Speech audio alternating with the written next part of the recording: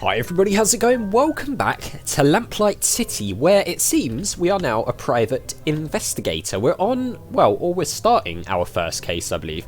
We've spoken to Constance here, who's given us a little bit of an update, and now I believe we've got a couple of locations we can go to on the map, so we're going to make our way through those.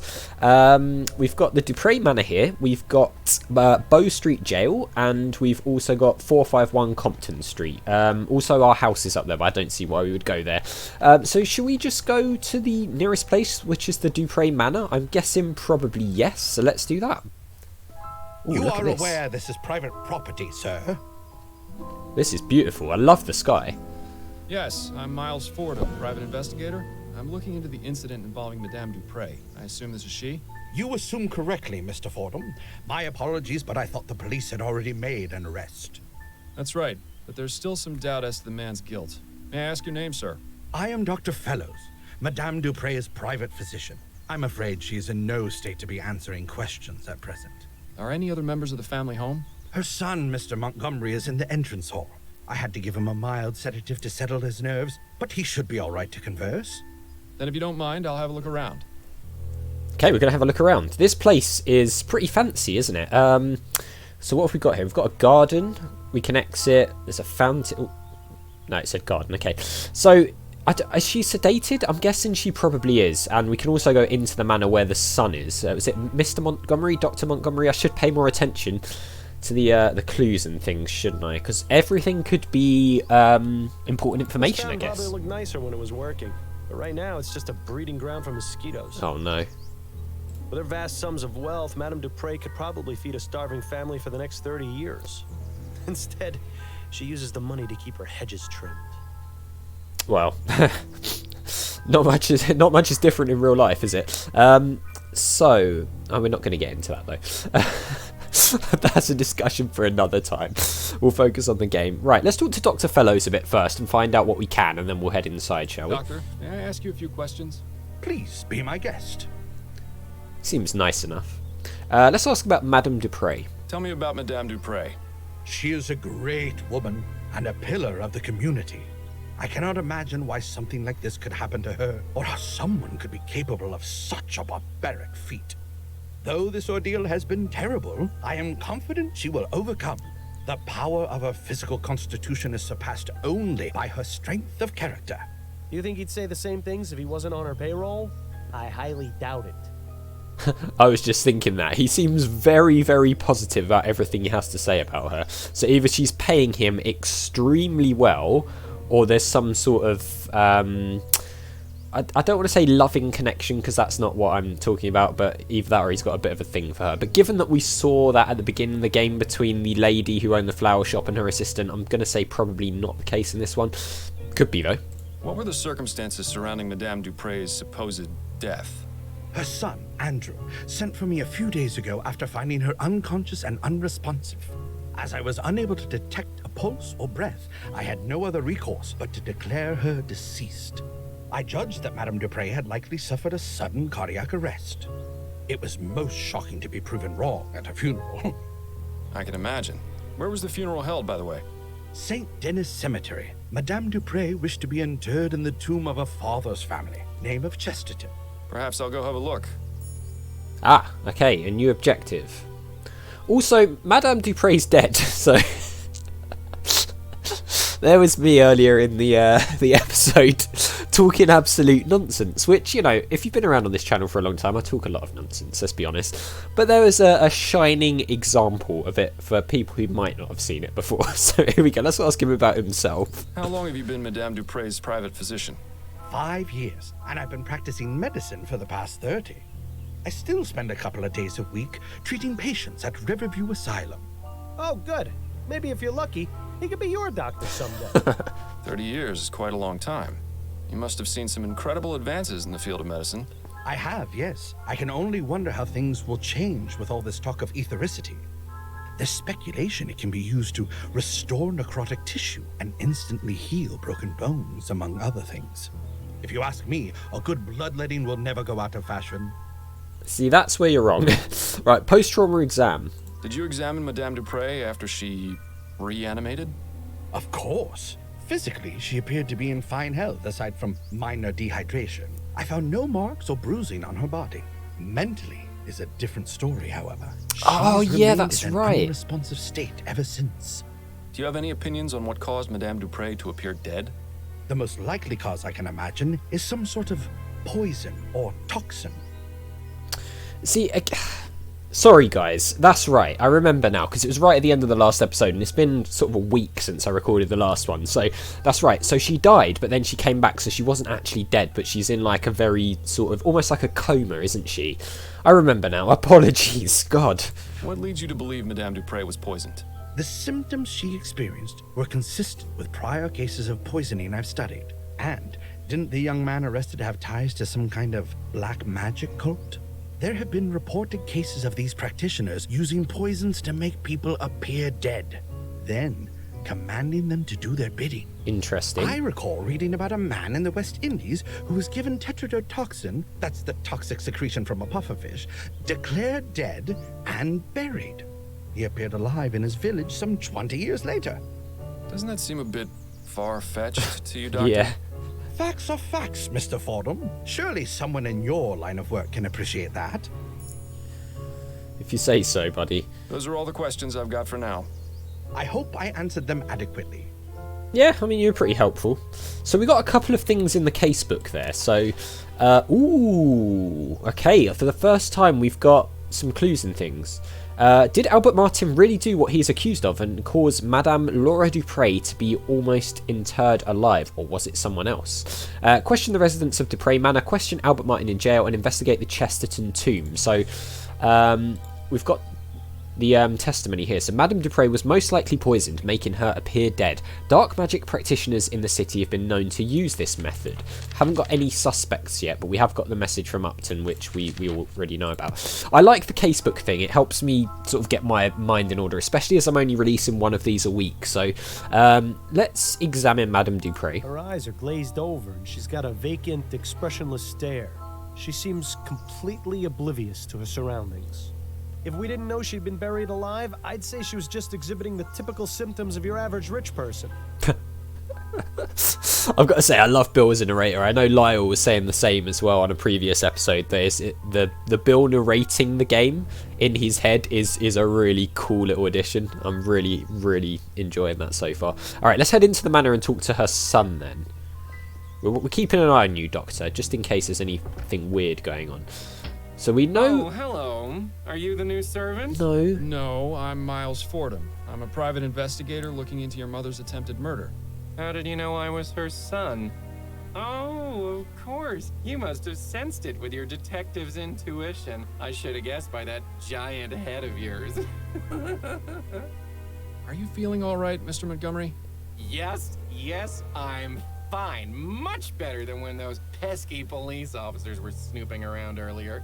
But I like you, Mr. Fordham. I can already tell you're not like them. Not like them at all. Please, call me Andrew. Yes, well, I'll have a look around, and I may need to ask you some questions. Do you think you can handle that? I can. In fact, I really look forward to it. If the good doctor gave him a mild sedative, I hate to see what the stuff you take would have done to him.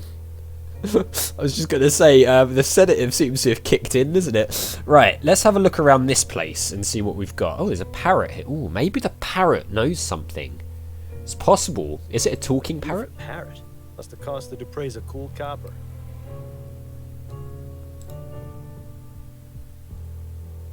Who's a pretty bird? Who's a pretty bird? Ray's a pretty bird. Are you Ray? Polly want a cracker? No, thank you. Reminds me of the parrots from Escape from Monkey Island. Pieces of 8. Pieces of 8? Hi, matey. Right, so, okay. So long, birdie. Bye-bye. Well, remember that this guy's here because it can talk and it knows how to respond to certain phrases, so it's possible that if something strange went on, the parrot may have seen something. I might be reaching a little bit there, it's quite possible, but we'll bear it in mind. So there's a wedding portrait in here. This is the kitchen, let's look at this. Dupree looks like she's holding on to that poor bastard for dear life. I love Bill. Right, so we can talk to him or we can take a look around. I say we take a look around first and then come back and talk to him. So let's do the ground floor first. Then we'll go upstairs and then we'll come back and talk to him about anything that we might find. Okay, so. Certainly no shortage of bowls or food preparation items around here. So one of the things, I might have mentioned it before, that I absolutely love about this developer's games are the little details in the background of the scenes. Things like this. Just hanging up, just little sort of chili peppers. That it really sets the scene and the vibe of the game so well. The way the little blue flame is moving on that and the steam coming off the top, it's just little touches that bring the whole thing to life. It's so well done. Some kind of water dispensing device, maybe? I was never very good at finding my way around the kitchen. Alright, let's have a look at the stove. Yeah, it looks like gumbo's on the menu tonight. I wonder how it compares with Upton's special recipe. Oh god, Bill cracks me up. Right, some spice Looks like jars. the type of spices you'd use in a stew. Most likely paprika or turmeric. Nice variety of reds and oranges. Yeah, true. Very true. Judging by the amount of food this family probably eats, washing the dishes must take forever. Oh yeah, could you imagine? There's a counter. It's times like these make me wish I could still eat. That's true. Right, let's talk to the servant. Pardon me, miss. What? Who are you? I'm Miles Fordham. I'm investigating the attempted murder of Madame Dupree. Oh, I'm sorry, sir, but I'm very busy. I can't help you. Do you know anything about what happened to Madame Dupree? Do you know anything about what happened to Madame Dupree? No, I don't. Please leave me to my work. I shouldn't be talking to you. All right, I'm going. Could it be possible the son had something to do with this and the servants don't want to get involved? Maybe. Just a thought. Okay, so it looks like we've done everything we can in here, potentially. So let's head upstairs. The fact the servants don't want to talk to us makes me a little bit suspicious.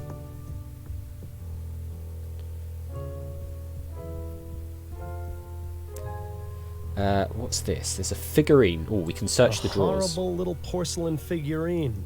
Madame Dupree didn't strike me as the type to play with dolls. Okay, can we look in the drawers? This is always my favorite part of detective work.